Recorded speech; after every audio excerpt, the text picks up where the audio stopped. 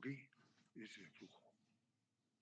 Entonces, en la espira superior, en la primera capa, va a crear una diferencia potencial. Tomemos una sola espira nada más. Entonces, en ese conductor que está formando la espira, va a haber una diferencia potencial.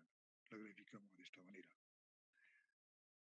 Acá, más, y acá, menos.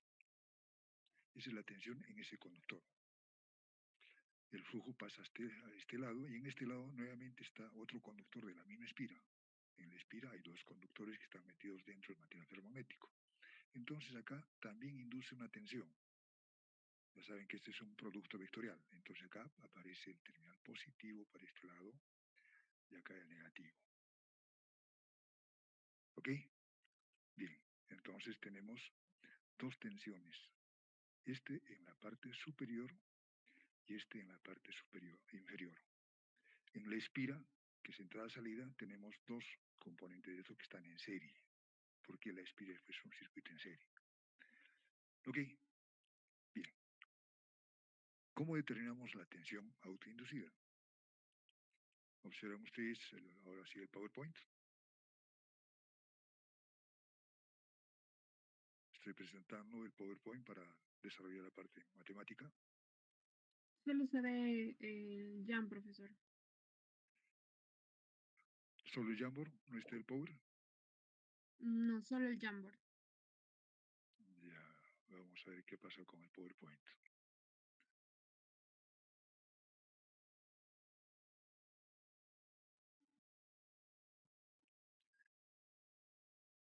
Déjenme analizar acá, porque ahí está la parte matemática.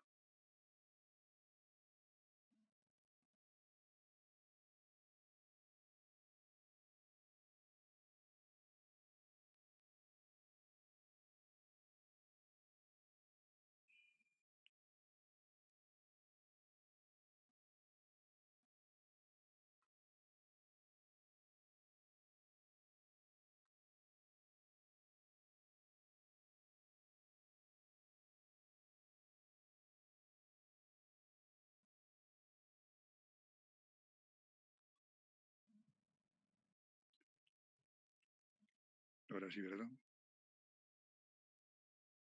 Ahora sí, ingeniero. Ya. Ustedes pueden observar acá esta formulita. El cursor está sobre ella. Aquí es igual la tensión que se induce en esta espira que estoy representando acá en el PowerPoint, que es la misma que está en Jamboard. Que en la parte superior vas a tener una tensión más menos. Su valor se calcula con esta formulita. La tensión ese se llama tensión de conductor, porque está sobre un conductor nada más de la espira. Va a ser igual a la densidad de flujo en el entrehierro que produce el polo por la longitud útil que tenga el material, perdón, el cobre dentro del material ferromagnético. La longitud útil es la porción de conductor que está metido dentro del material ferromagnético. No incluye los extremos, o sea, las salidas. Entonces, solamente lo que está metido dentro del material ferromagnético, ese es L. Y B es la velocidad tangencial. La velocidad tangencial se deduce de la velocidad angular. No te olvides que tu armadura está girando a una velocidad angular omega. Entonces la velocidad tangencial B es omega por R, que es el radio de la armadura. Ahora, para la densidad de flujo en el entrehierro, la bobina está metida dentro de la armadura y la armadura es una circunferencia. Entonces, esa circunferencia va a ser compartida entre los dos polos, en este caso.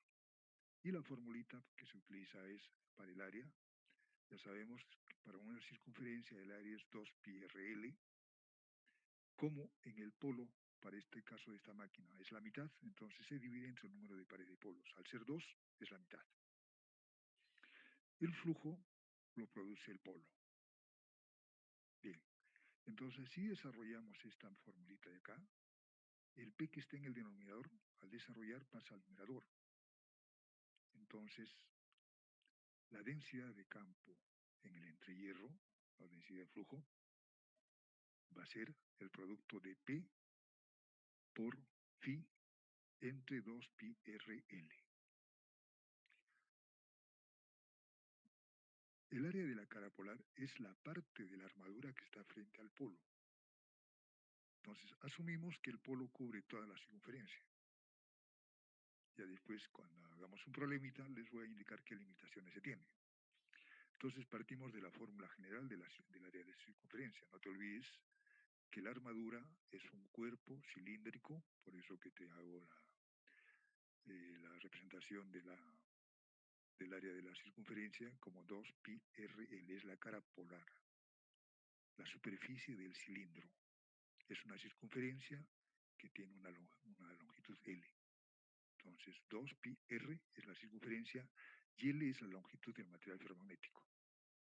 Partido P porque va a compartirse esa superficie en el número de polos que tengas en la maquinita. ¿Ok? Sigamos.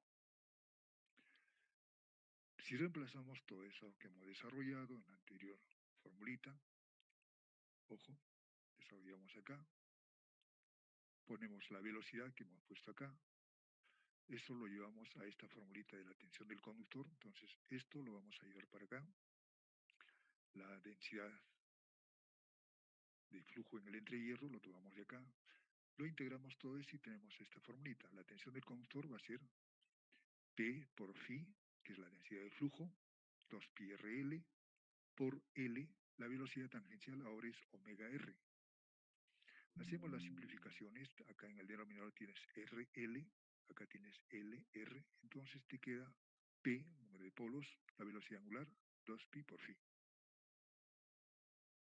Bien, esa es la tensión, el valor de la tensión que se induce en ese conductor. Ahora, ¿se acuerdan ustedes que en nuestro bobinado tenemos circuitos en paralelo? Te traigo para recordarte eso por acá.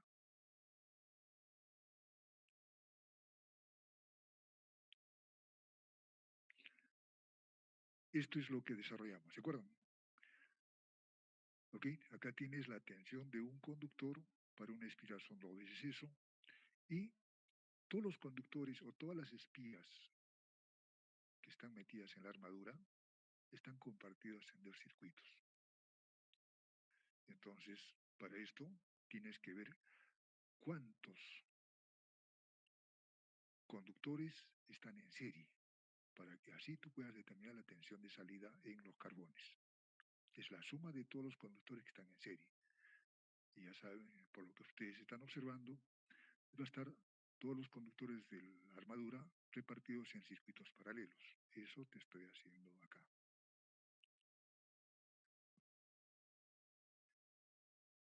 ¿Ok? Si tenemos en cuenta que en la armadura hay Z conductores en total, entonces la tensión en la espira va a ser el Z de conductores dividido entre el número de circuitos paralelos que tengas. A estamos definiendo como el número de circuitos que están en paralelo. Entonces, el total que es Z lo divides entre A y tienes la cantidad de conductores en serie. ¿Ok? Entonces, ahora sí, como ya tienes ya el número de conductores que están en serie, puedes determinar cuál es la tensión en la serie, que es la tensión que aparece en los carbones. Si te das cuenta acá, nuevamente te traigo esta figura. Acá tienes todos los conductores en serie. Observan ustedes con el cursor que estoy desplazándome. Están entre el carbón de arriba y el de abajo. Tú pones tu multímetro ahí. Entonces tú mides la tensión en la armadura. Esa tensión de la armadura te la estoy indicando acá. ¿Ok? Espérate. Acá. Tensión en la armadura es igual a la tensión de un conductor por los ZS, que son los conductores que están en serie. Ha repartido todos los conductores instalados en ZS. Desarrollando esto tienes ZPW en el numerador, A, que es el número de circuitos en paralelo, 2pi en el denominador, y el flujo. El flujo lo produce el polo. La velocidad tú la puedes manejar, tú la puedes variar. Entonces ponemos ahí. El número de polos tú construyes y ya no lo cambias. La distribución de conductores, tú instalas los conductores, o sea, las bobinas, y ya no se cambia. 2pi es una constante matemática, A es el número de circuitos en paralelo que has determinado por la ubicación de los carbones. Estos elementos de acá no cambian. Lo único que puedes cambiar es el flujo y la velocidad angular. Entonces, esos que no cambian lo definimos como una constante, K. ¿Ok? Entonces, K de la expresión que estoy poniendo acá va a depender de P, el número de polos, Z, el número de conductores total que está en la armadura, 2pi y A, el número de circuitos paralelos en la armadura. Entonces, si esto lo reemplazamos en esta formulita de acá, nos queda la clásica fórmula que ustedes tienen en todos los libros. La tensión en los carbones de salida de la armadura va a depender de K, del flujo y de la velocidad angular. ¿Ok? ¿Preguntas?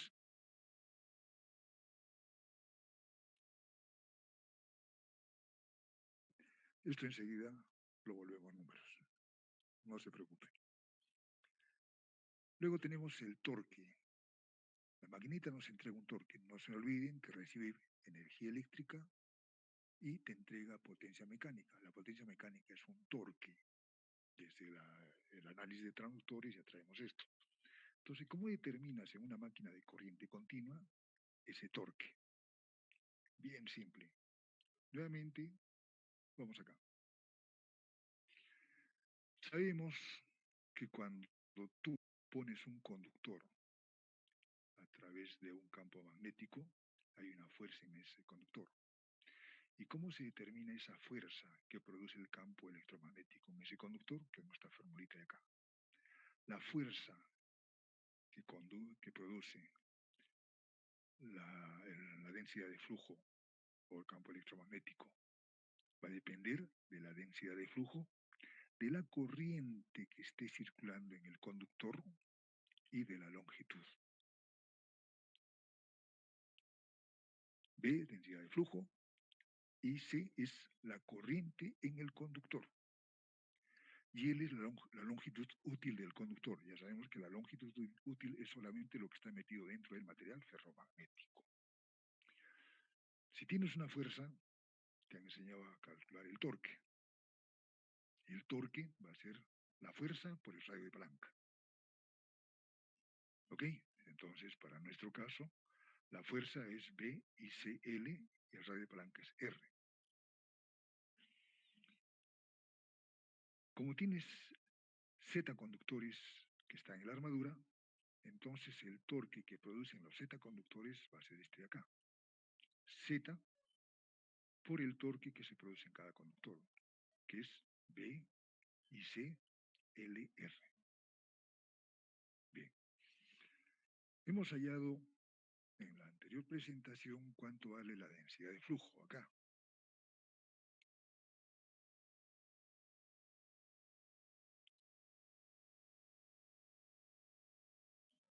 ¿Cuánto era la densidad de flujo? B, P, phi, 2pi, RL. Ahí está la formulita que les he presentado. ¿La observan? No estoy yendo al Jamboard porque les crea una dificultad en la recepción del mensaje. Bien, entonces esta densidad de flujo la llevo a la fórmula del torque. Acá. Y para que no te olvides, estoy poniendo acá, esa densidad del flujo es P por phi 2pi RL. ¿Qué más debo recordarte de lo que hemos hecho en la anterior sesión cuando hemos dibujado el bobinado? Esto de acá. La corriente total que viene hacia el circuito ingresa por acá, el carbón. Y luego esa corriente se reparte, por ser las bobinas iguales, en valores iguales. Y pasa por cada uno de los circuitos que están en paralelo.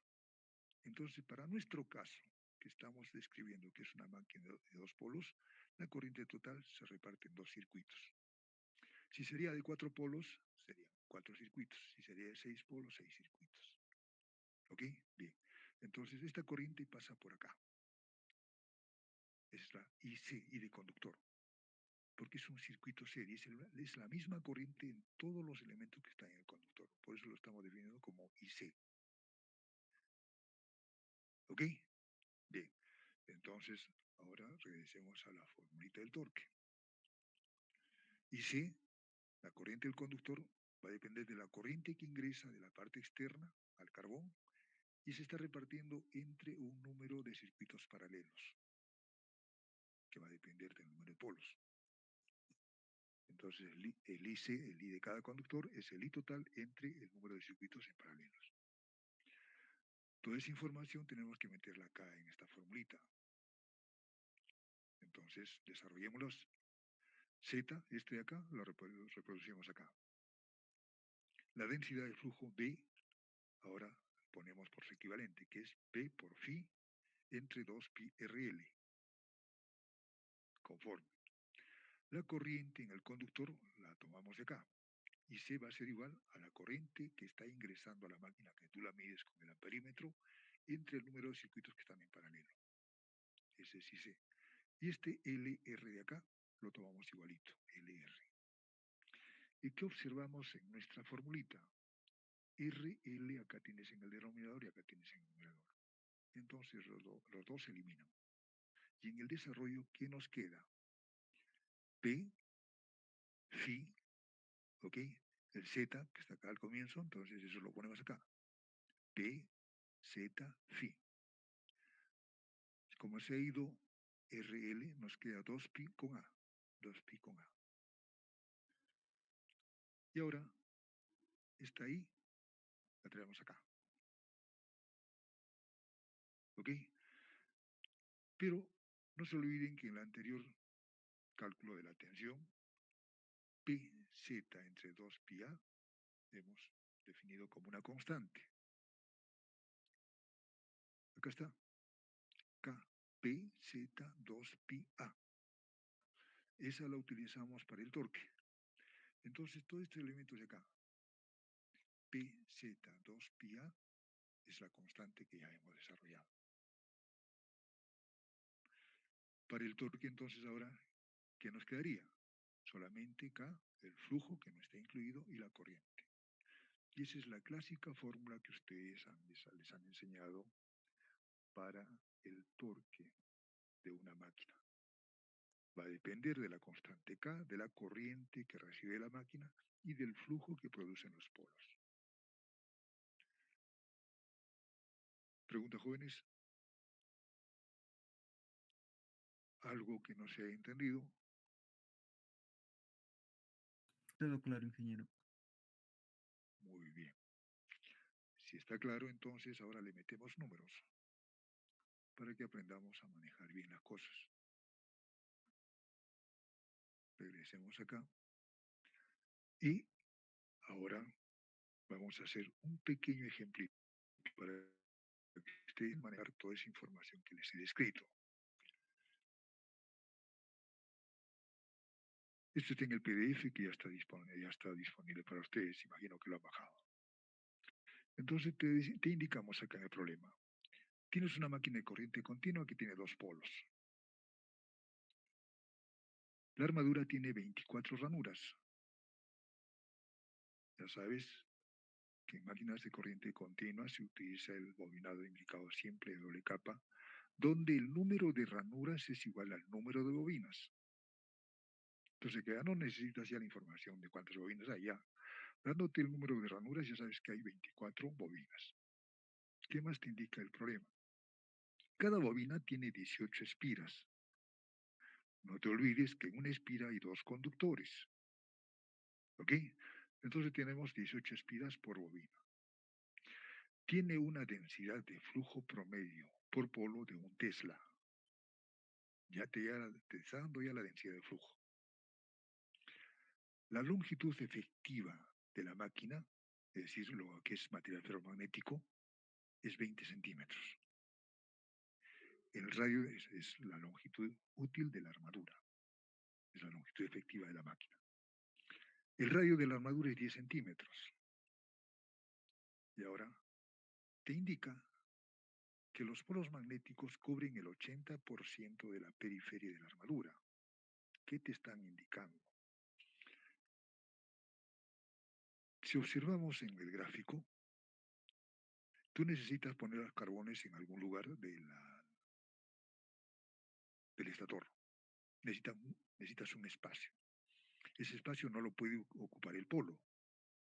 Entonces, del cilindro, que sería la parte polar, un cilindro que hemos compartido en dos, ahora tenemos que dejar una parte para ubicar los diferentes componentes adicionales, que para este caso te estoy diciendo que es el 80%. Entonces, de la circunferencia que representa a los polos, solamente utiliza el 80%.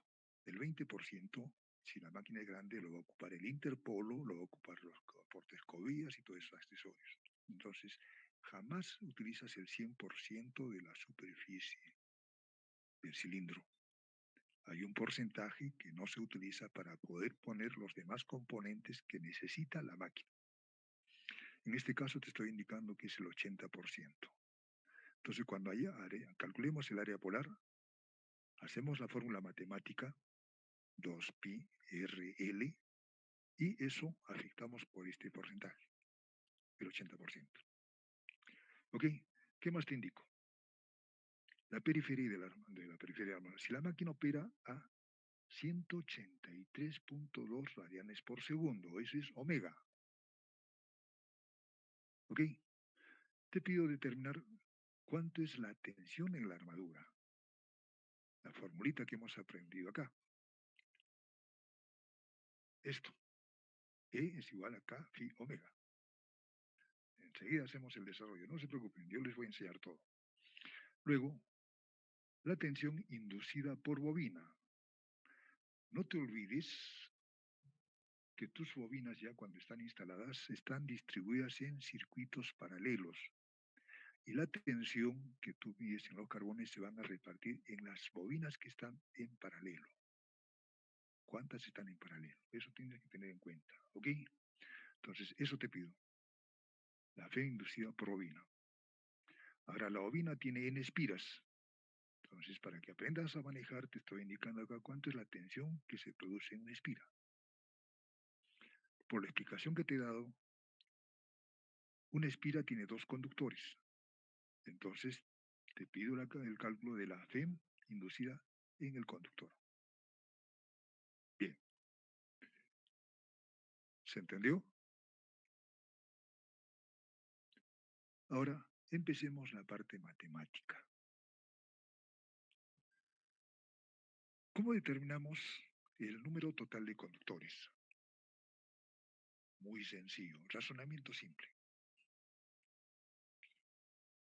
Tienes que cada espira tiene dos conductores. Pones acá el 2. Tienes el número total de bobinas que vas a instalar, que es el número de ranuras, entonces 24. Ok, entonces 2, que es por el número de conductor, por las 24 ranuras, el número total de conductores en las ranuras. ¿Y cuántas espiras tiene cada bobina? 18. Entonces multiplicas por los 18 conductores y con eso tienes el total de conductores instalados en tu maquinita. Te explico nuevamente. Este número 2 es porque tienes dos en serie, dos conductores que están en serie. Eso nos salió de la formulita, acuérdate. En la espira te puse ahí 2 más menos.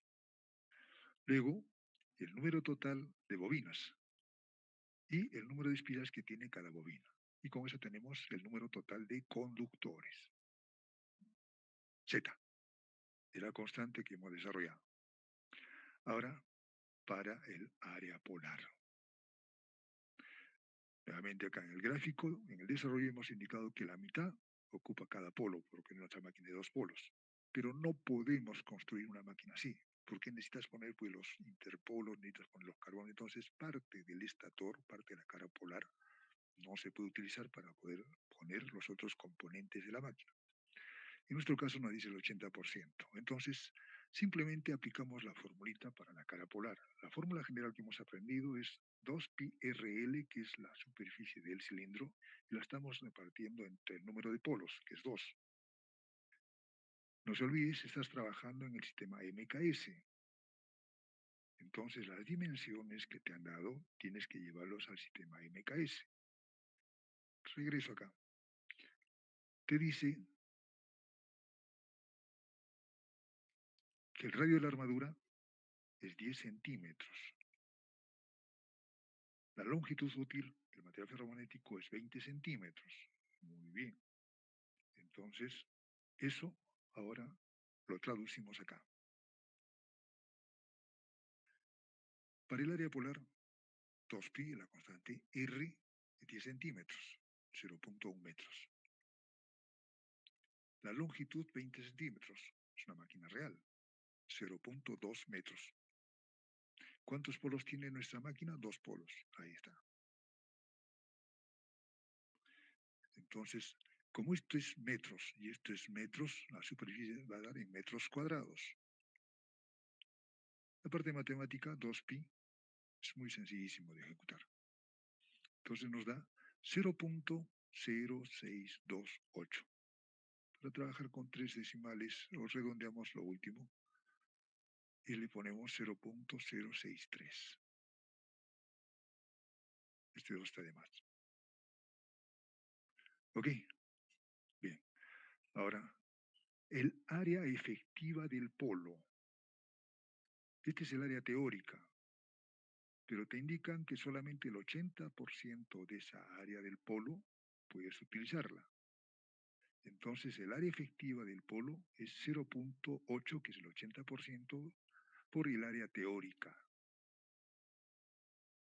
Entonces, 0.8 por el área polar que hemos calculado previamente nos da aproximadamente, no te olvides que estamos en metros cuadrados, 0.05 metros cuadrados. Bien, seguimos. ¿Hasta ahí alguna pregunta? ¿Se está entendiendo? Sí, ingeniero. Ahora determinamos el flujo. Nos están dando como dato la densidad de flujo. Regreso acá. ¿Qué te dice?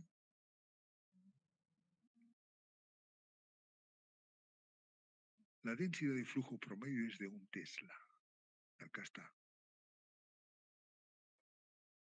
Tú necesitas flujo, no la densidad de flujo. Ya sabes que es flujo por área, ¿no? Entonces simplemente aplicamos la formulita. Flujo es igual a la densidad de flujo por el área efectiva. Esta que hemos calculado acá. Como está en Tesla, está en MKS, la superficie está en MKS, entonces el resultado, si eso te han enseñado en física, Tesla por allá, polar en metros cuadrados, te da en Webers. Producto, acá te dicen que B es 1, acá la área efectiva es 0.05, entonces el resultado de esto es 0.05, pero el producto de Tesla por metros cuadrados es Webers, sistema MKS. Entonces ya tenemos la densidad de flujo. Tu formulita que vas a utilizar, hemos determinado acá, ¿no? K, ¿dónde está? Ojo, acá. La tensión entre escobillas, esta formulita, es K por phi por omega. Tienes omega, tienes phi que acabas de calcular, omega es el dato que te han dado, y nos falta determinar cuánto vale K. Correcto. ¿Cómo determinamos la fórmula de K? La formulita teórica es Z, que es el número total de conductores, P es el número de polos que tenga la maquinita, 2pi es la constante matemática, A es el número de circuitos paralelos que te genera en los polos, ¿ok? Para este caso de 2 polos es esto de acá, es esto, 2. todos los conductores de la armadura los divide en 2 circuitos. Entonces, eso tiene que tener en cuenta para esto de acá. Ok, entonces, Z, hemos determinado que es 864, P es 2, número de polos, 2pi, la constante matemática, A, el número de circuitos paralelos de la armadura es 2. Entonces, si multiplicas 864 por 2, que es el polos, 2pi por A, que es 2, hace la división, te sale 137.5098. Para trabajar con dos decimales, esto de acá se redondea a 1. Ya está, sabes que este de acá es 9.9, entonces redondeas a 1, no hay ningún problema. Entonces, ahora determinamos cuánto vale la tensión entre escobillas, que es E. Es K, que es 137.51, que acabamos de calcular. Phi lo hemos calculado acá, 0.5 Webers. Omega es el dato que nos están dando en el problema, 183.2. Desarrollamos todo eso y tenemos que la tensión entre escobillas va a ser 1259.59, que acá lo estoy redondeando, por eso este simbolito, 1259.6. La tensión que tienes entre escobillas. ¿Hasta ahí alguna pregunta? ¿Algo que no se haya entendido? Todo claro, ingeniero. Perfecto. Ahora, con eso hemos puesto solución a la primera pregunta del problema, la tensión inducida en la armadura. Ahora, ¿cuánto es la tensión por cada bobina? Entonces, primero tenemos que ver cuántas bobinas están en el circuito serie. Y acá ya viene el reparto. Llegamos acá. La máquina es de 2 polos, entonces tienes 2 circuitos en paralelo. ¿Cuántas bobinas tienes en la máquina? 24. ¿Cuántos polos tienes? 2. Va a depender del número de bobinas entre el número de polos. 24 entre 2 es 12. Entonces tienes 12 bobinas para el caso que estamos describiendo acá en esta serie. En cada uno de los circuitos tienes 12 bobinas. Entonces, la tensión que aparece entre escobillas lo repartes entre las 12 bobinas que tienes instaladas. Entonces, la tensión de bobina, EB, que estoy poniendo acá, es la tensión que tú has calculado entre carbones entre el número de bobinas que están en serie. Para nuestro caso nos salió 12. Entonces, el valor total que hemos determinado acá, que es 1259, lo repartimos entre 12. Y nos sale que la tensión que soporta cada bobina es 104.97. Chequenlo ustedes, por favor.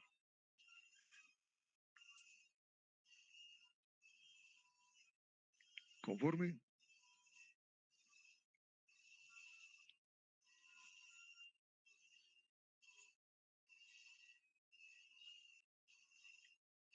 Conforme, ingeniero. Muy bien. Hasta ahí ya hemos caminado la segunda respuesta. Y esto es posible, algo parecido que les den el examen. Tienes ya la tensión en la armadura, tienes la tensión en la bobina y después te dice la tensión que soporta cada espira. Nuevamente, análisis simple. Tu bobina te dice que tiene 18 espiras. Entonces, como acá tienes la tensión de la bobina, tienes que repartirla entre el número de espiras que tenga tu bobina, que es 18. Entonces, estos 104.97 voltios que se está produciéndose en tu bobina, la repartes entre el número de espiras que tiene la bobina, que es 18. Haces la división y te sale 5.83. Verifiquen ustedes con lo que están sacando y lo que están practicando.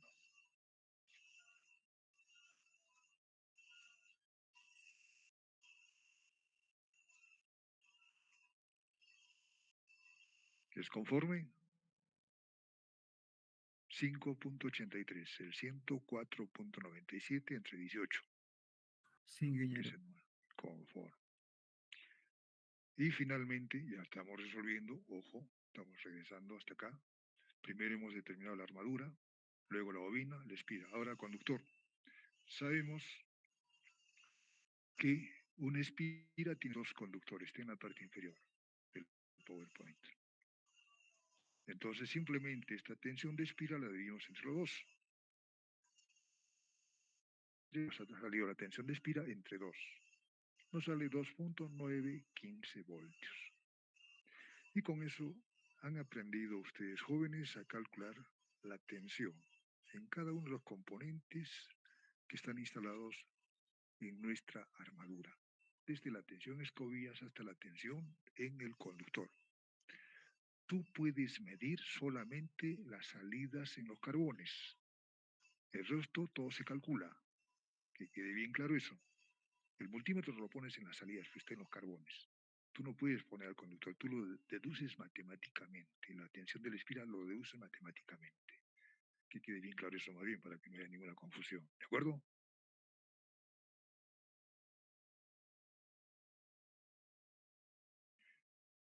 Bien. Pregunta, jóvenes, algo que deseen adicional conocer de esta parte que les he comentado.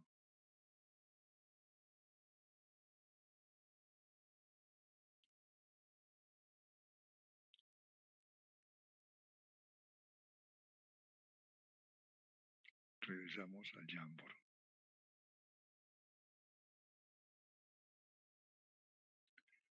Pregunta. ¿Perciben ustedes el Jamboard?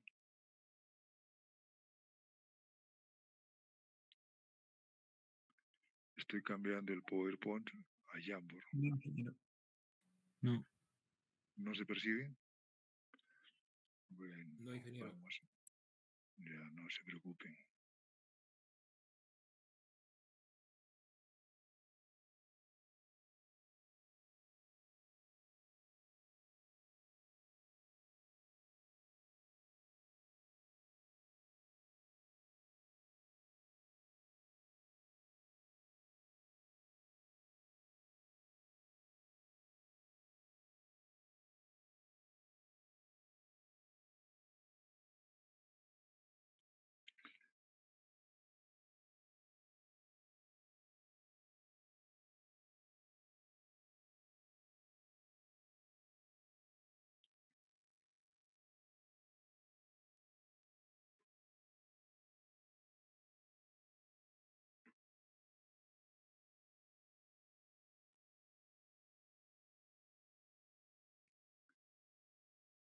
Como no es la plataforma de la universidad, acá está presentándose alguna dificultad, pero no se preocupen.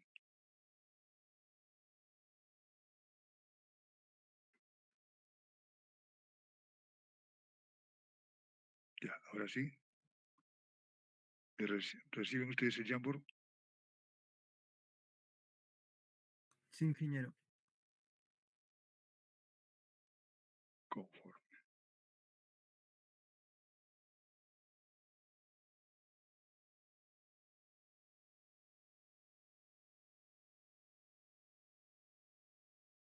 Vamos a determinar la onda de fuerza magnetomotriz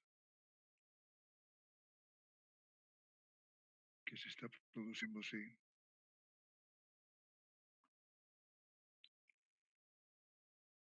en el entrehierro.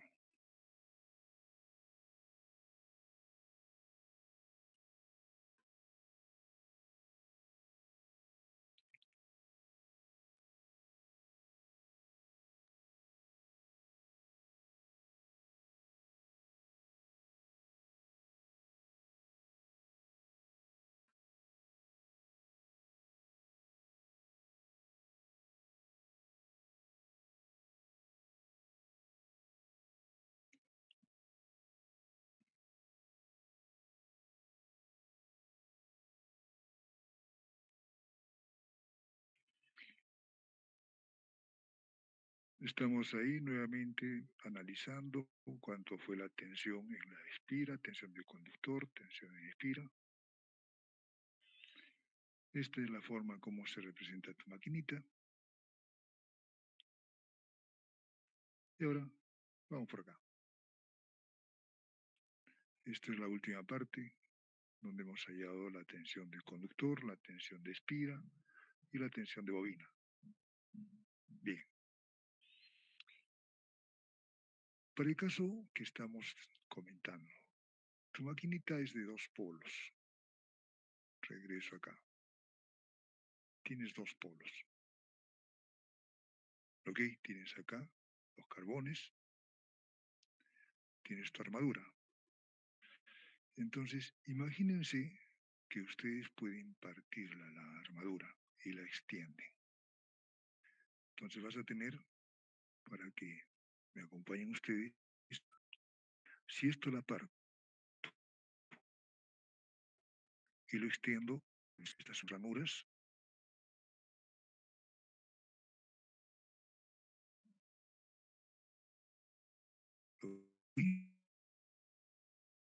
todo lo abierto y el bobinado. Está metido dentro del material ferromagnético, eso sí, no te olvides. Entonces acá esto está metido dentro. Sí. Bien. Ahora, tu polo.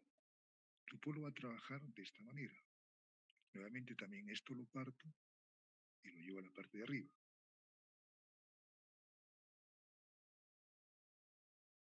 Lo superpongo acá. Este es el polo.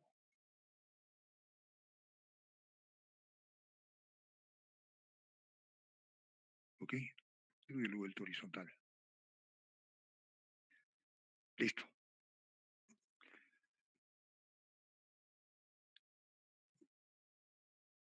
La corriente que viene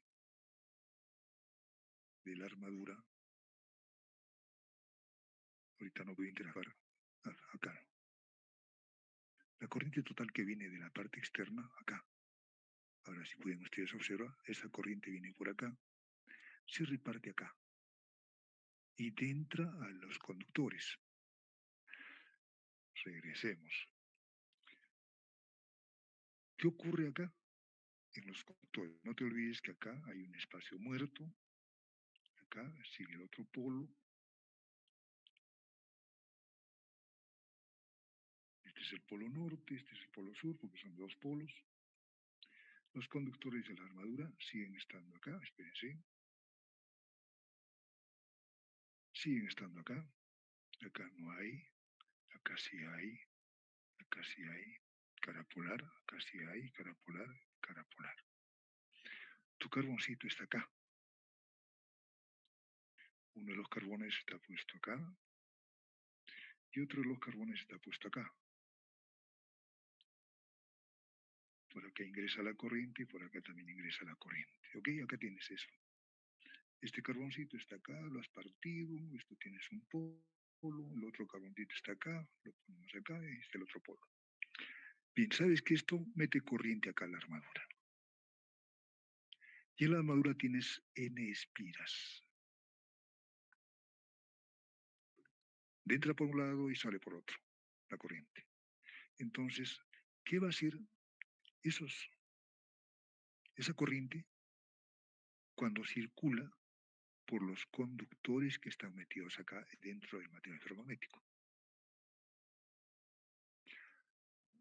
N por I. ¿Qué se llama eso? ¿Se acuerdan? Fuerza magnetomotriz. Perfecto. Muy bien, Jesús. Estás atento. Te felicito. Entonces tenemos una fuerza magnetomotriz. Bien. Esa fuerza magnetomotriz, como tienes una corriente de entrada y una de salida, la podemos representar de esta forma. Es una onda triangular.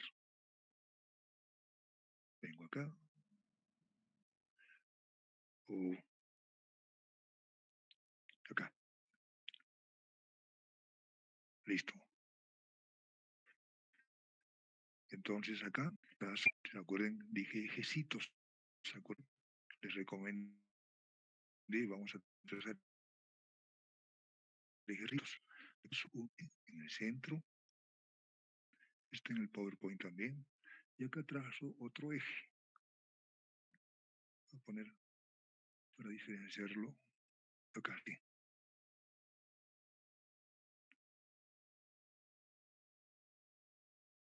Uno sí es que está acá. Uno está acá, uno está acá y el otro está acá. ¿Ok? Bien. Entre esos dos ejes, estos dos ejecitos, va a haber una onda de fuerza magnetomotriz. Como la corriente entra por un lado y sale por el otro, entonces la onda de fuerza magnetomotriz que produce, o sea, los NI, se distribuye de esta manera. Lo pongo ahora así.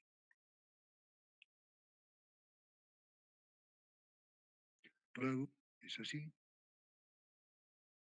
y por el otro lado es así. Entonces, y sigue siendo así. ¿Ok? No te olvides que está girando. Entonces la onda de fuerza magnetomotriz es esta, una onda triangular. Bien. ¿Cómo se manifiesta eso en el entrehierro? Como una densidad de flujo de la armadura. El camino para acá, para esa densidad de flujo que se está produciendo en la armadura, es corto. Acá no, antes no, en la cara no hay material ferromagnético, sino está muy lejos. Entonces aquí hay una deformación de esta onda. Es decir,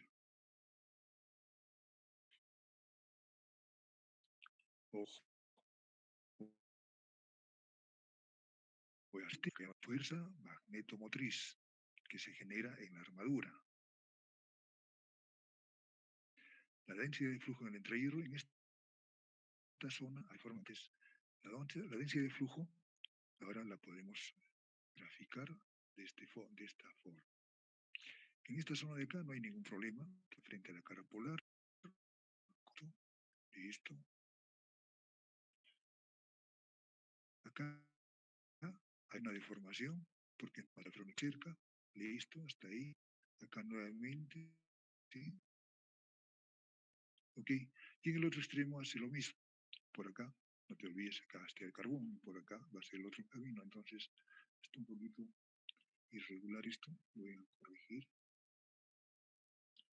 Voy a borrar esta parte de acá. Porque eso debe llegar hasta este eje de acá, el otro eje. El otro eje está a 90 grados acá, acá está. Entonces, esta onda, en realidad, debe llegar hasta acá. ¿Ok? Acá nuevamente hace esto, esa es la onda. Esta zona de acá tampoco. Material ferromagnético cerca, porque están los carbones ahí. Entonces acá hay una deformación exactamente igual que acá. Que la máquina es simétrica, por esa razón, solo que la pizarra no me ayuda mucho. Entonces acá también hay otra deformación. ¿Conforme? Entonces, esto de verde es la densidad de flujo en la armadura. Armadura A. La línea negra es la fuerza magnetomotriz en la armadura. ¿Se entendió?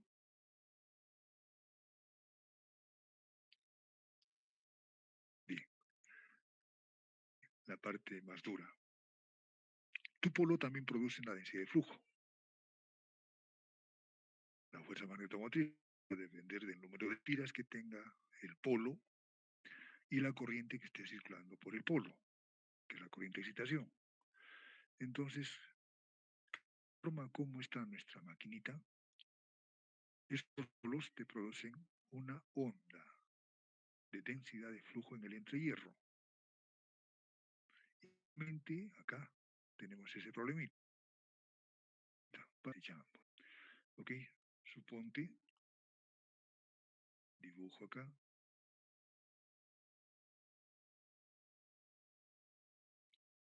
Un polo. Acá tienes este polo así.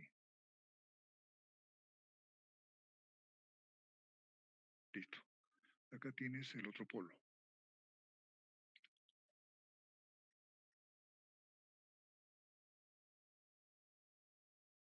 ¿Listo? Listo. Acá tienes carbones. Acá tiene carbón.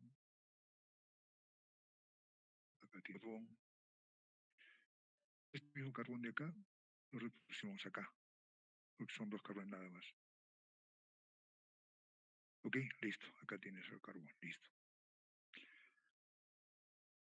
Tenemos una onda de densidad de flujo que se produce en la armadura. Ahora, ¿qué ocurre en el polo? Como acá tienes espiras y tienes corriente, se va a producir una onda de densidad de flujo, pero de excitación.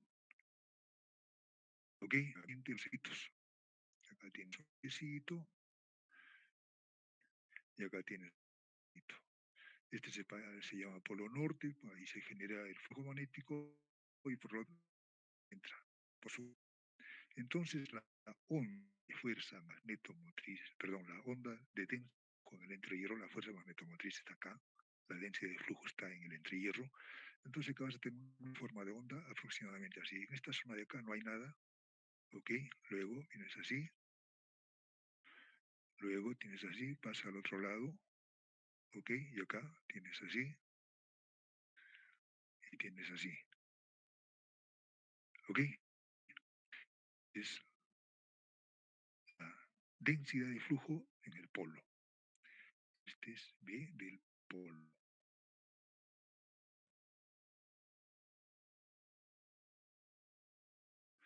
¿Y qué ocurre ahora en el entrehierro? Tienes una B del polo y tienes una B de la reacción. Regreso acá.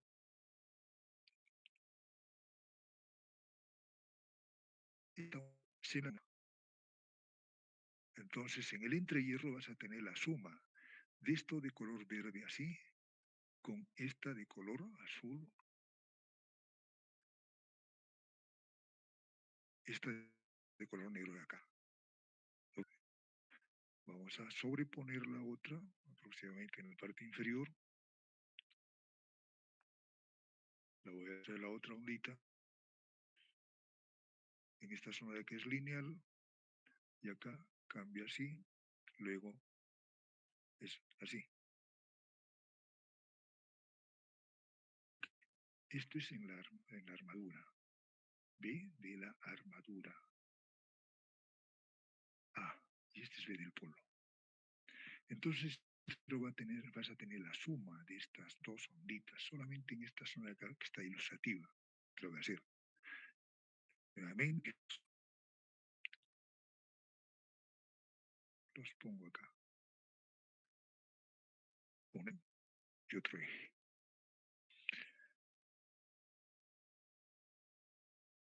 Acá pongo en el centro el eje, ok, y el otro eje. Esto debe pasar por el centro. Por la simple. Hay una parte negativa y acá hay una parte positiva. Esta parte negativa va a estar con esta de acá. Entonces la va a deformar. Y esta parte positiva se va a agregar a acá. Entonces aproximadamente vas a tener una resultante en el entrehierro o dibujo así aproximadamente. ¿Ok? Casi son igual. ¿Ok? A este lado vas a tener una deformación así. Esto. Acá, como se suma, esto se suma con esto de acá. Pero hay una zona donde no hay ni esta ni esta. Entonces eso va a traer esto de acá, sea así. Y nuevamente en el otro lado lo mismo, de forma simétrica. Listo. Te dije que es importante porque este está separado 90 grados de acá. Entonces acá, en el dibujo, como estás agregándole una parte positiva a esto, ya no va a coincidir la resultante con el eje. El eje va a estar acá, aproximadamente.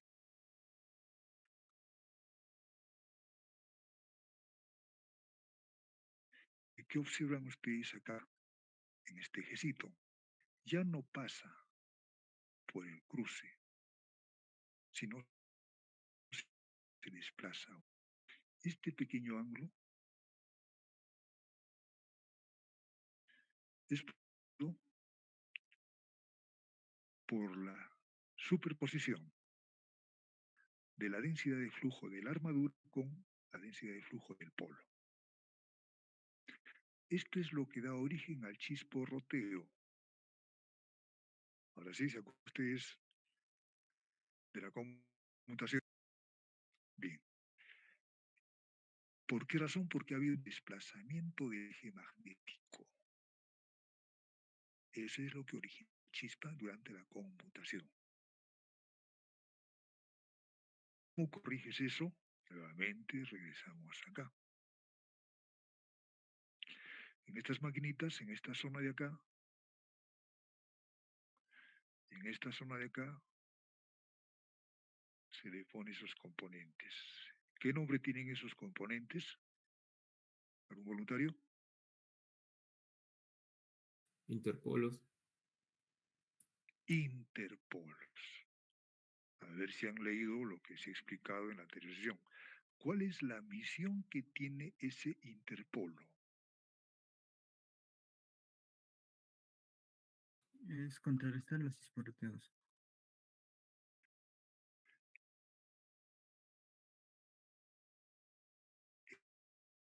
Eli, ¿cómo es? Vamos a preguntar la misión. Eli, repite para que los demás escuchen. ¿Qué hace ese interpolo? Decía que mitigaban esos chisporroteos para que no se pueda que no sea visible. Ya, entonces, ojo señores, acá este interpolo tiene pocas espiras y trabaja con toda la corriente que viene a la armadura para que produzca un flujo proporcional a la operación de la máquina y neutralice, es decir, corrija este desplazamiento angular que te he puesto acá. ¿Qué hace el interpolo? Es esto nuevamente lo regresa por acá, porque está creando una densidad de flujo adicional que te permite corregir. Como la densidad de flujo en la armadura va a depender de la corriente de la armadura, entonces la densidad de flujo del interpolo también debe ser proporcional a esa corriente, para que corrija íntegramente esa salida del ángulo, del eje magnético, a este angulito. ¿Ok? Esa es la función del interpolo y esa es la razón por la cual existe. Regresemos. En la máquina, cuando está en operación, tienes dos flujos magnéticos. Uno que se produce en los conductores que están en la armadura, que estoy presentando por acá, y otra densidad de flujo que se produce en el polo.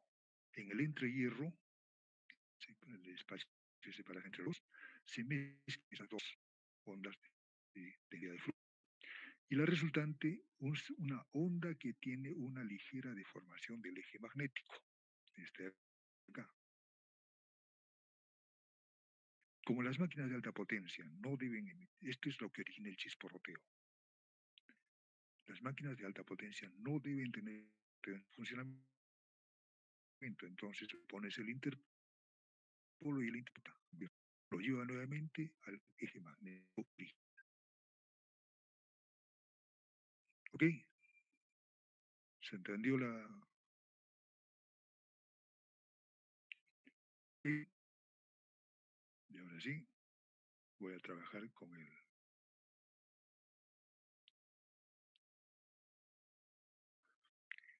Estoy con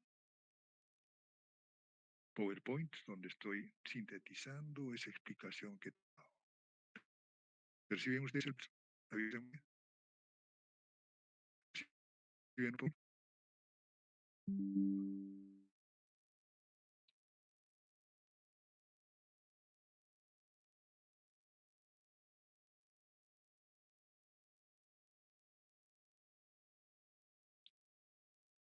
Ya. Confírmeme si es que pueden recibir el PowerPoint. El título es Transductores Electromecánicos DC.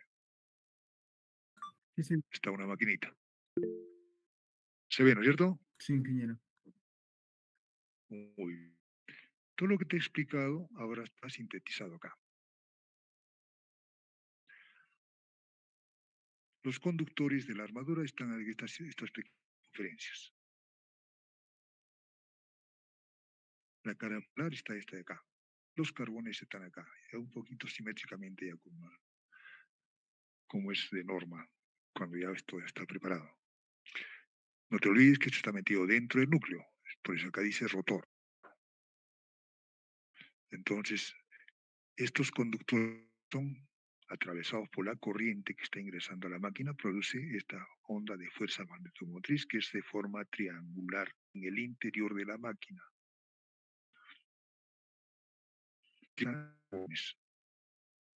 ¿Ok? Para un lado es así, para el otro es así. Bien.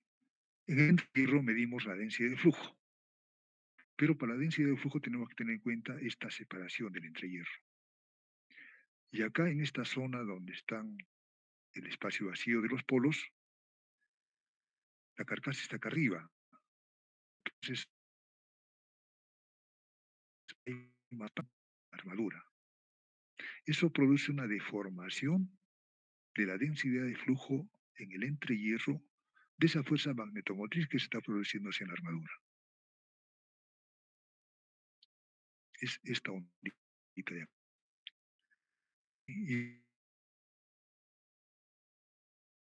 Y es simetría de la onda como inducción, es la densidad de flujo de la onda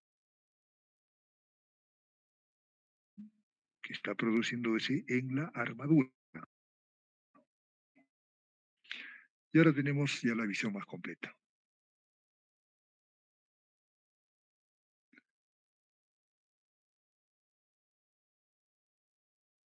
La densidad o el campo en el rotor, la fuerza magnetomotriz del rotor, es más fácil. Y luego le ponemos la acción de los polos. Acá está. Los polos producen esto.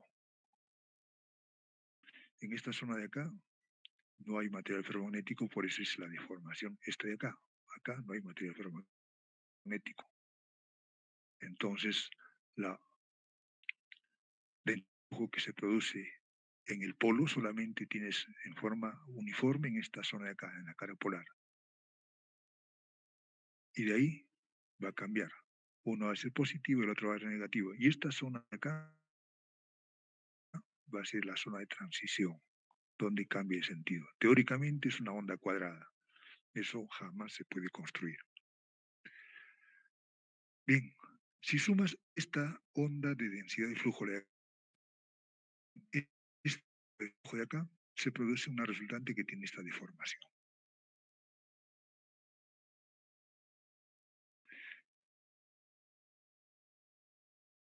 ¿Y qué notas acá? El eje lo establece el carbón, si no va a ser más adelante. Entonces acá hay un pequeño ángulo. Ese es lo que produce el chisporroteo en las máquinas cuando no tienen los interpolos. El interpolo se pone entre los dos polos principales, exactamente en el eje del carbón, para corregir. Inyecta una densidad de flujo que corrige al origen. Acá.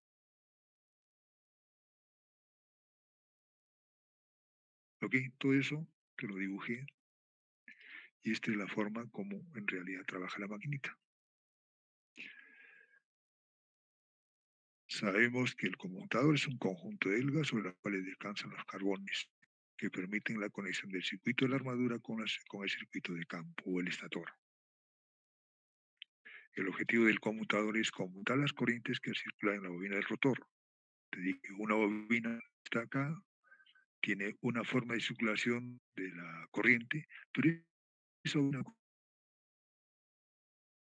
cuando pasa de la mezcla actúa como un rectificador el carbón para la corriente que ingresa a esta bobina, a la de acá. Esta cuando pasa este lado cambia su sentido de circulación, pues por acá ingresa así, ahora por acá ingresa así. Repasen lo que estoy enseñando. ¿Qué se entiende por conmutación al conjunto de fenómenos vinculados con la variación de corriente en las espiras del inducido al pasar a través de esta zona, donde se cierra en cortocircuitos? En el desarrollo te dice, ¿no? Acá no lo tengo esa vista. Pues, ponga lo siguiente, acá, esta vista. Pueden apreciar acá los circuitos paralelos, el PowerPoint.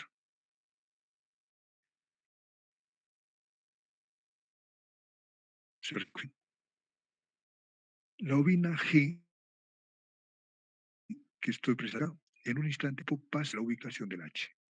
Acá la circulación de corriente tiene un sentido y en el otro lado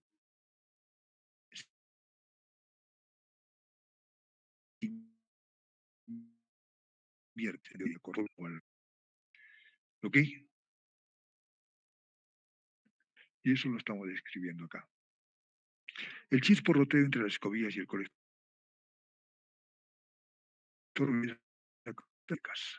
son mecánicas y cuáles son las causas eléctricas. Las primeras figuran por un defectuoso ajuste de las escobillas, es decir, no tienen la presión suficiente, las están bailando.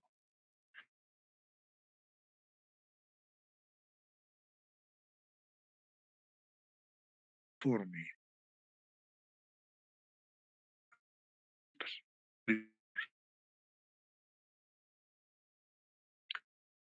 Ingeniero, disculpe, no se lo escucha bien. Creo que en la diapositiva que nos quiere mostrar no se visualiza.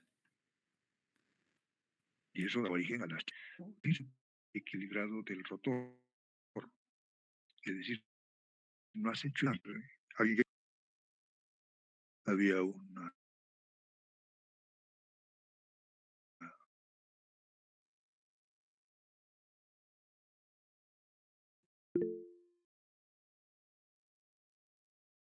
el audio, una,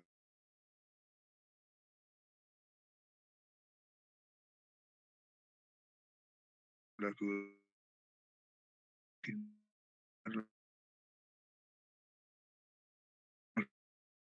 equilibrio.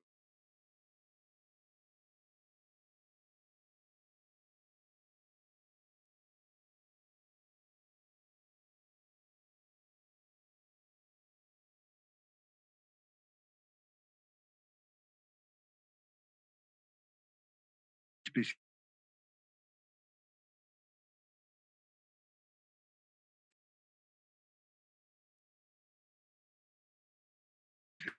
del Para eso se ponen las bobinas de ecualizadora, trazamiento de la línea ultrageométrica.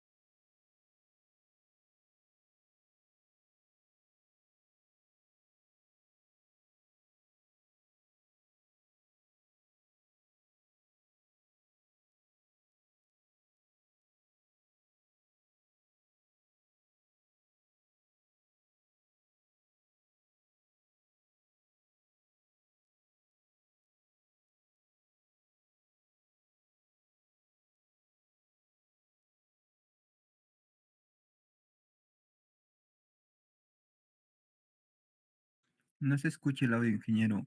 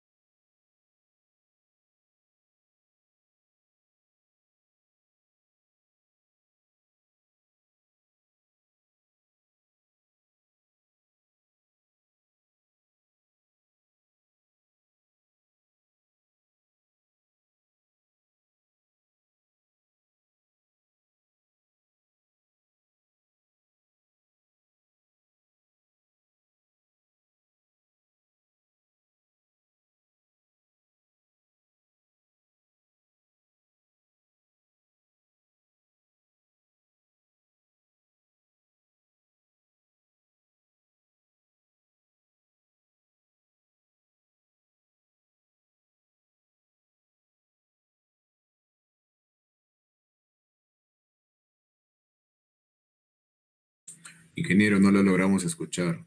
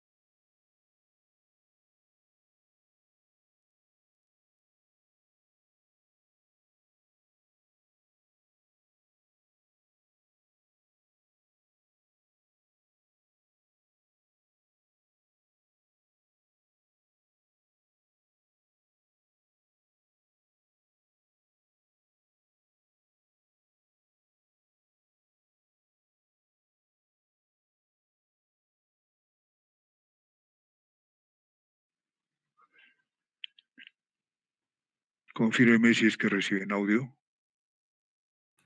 Ahora sí, ingeniero, sí se le escucha recién. Ya. Sí, ingeniero. Sí, está en problemas la plataforma. Ofrezco mis disculpas, no es culpa mía, sino de la plataforma. Lo que les estaba indicando, todos los componentes que están en el estator, que está acá, en esto rojo, los he representado por esto. Y todos los componentes que están en el rotor, los he representado por esto. Bien. Acá se produce el flujo y acá se induce la tensión que hemos aprendido a calcular. Ahora, Ingeniero, inventamos, disculpe, no se puede visualizar todavía. ¿el llamo no se visualiza? No, está la pantalla negra. Ya, gracias por la opción.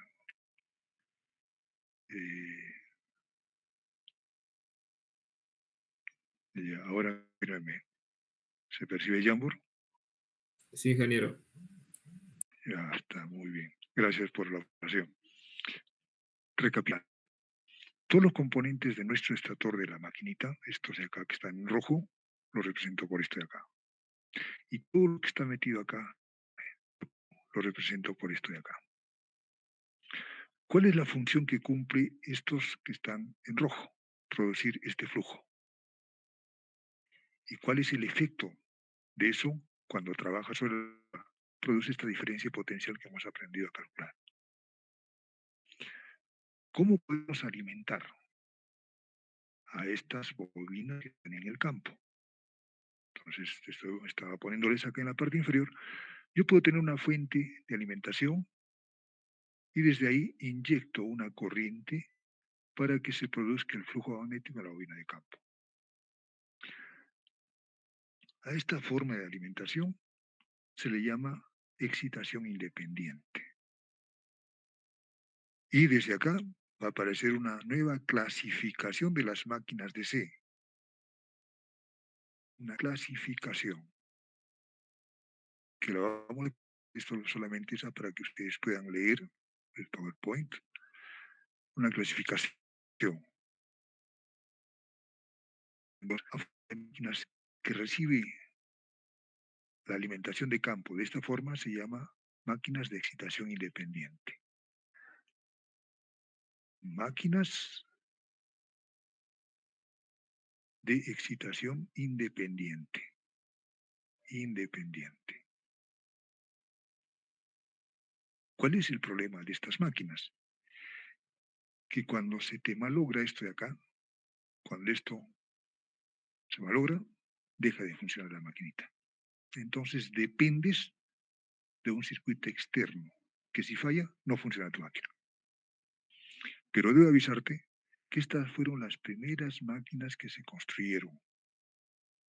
Cuando recién empecé de las máquinas corrientes, de las máquinas eléctricas rotativas, las máquinas DC son las primeras que se construyeron y dentro de esas, los ensayos iniciales se hicieron con máquinas de excitación independiente.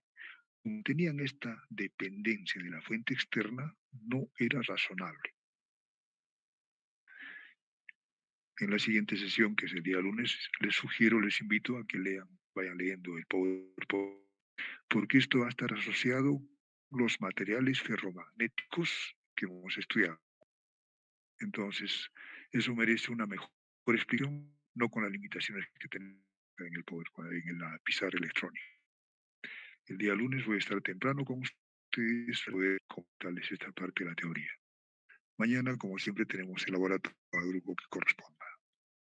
Nuevamente, la amabilidad a los grupos de laboratorio, los espero el día de mañana.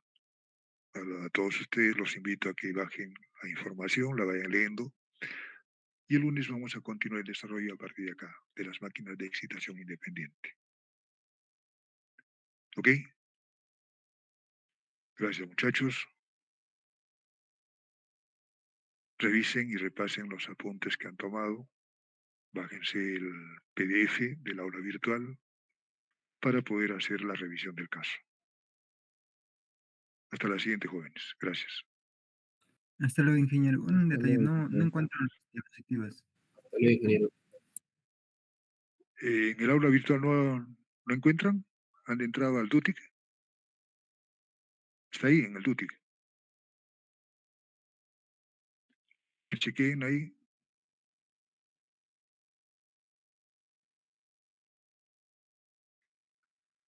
Los que están, ya, voy a revisarte entonces también el DUTIC para ver. Pero las primeras de la ecuación del torque, la clasificación de las máquinas, si las han bajado, ¿están? Sí, hay 4 archivos, pero las Ya, últimas no encuentro. correcto. Voy a revisar qué está pasando con eso. De repente está deshabilitada la presentación a los alumnos. Las reviso y las pongo disponibles de inmediato para ustedes, ¿ya? Gracias, ingeniero. Hasta luego. Gracias, hasta luego.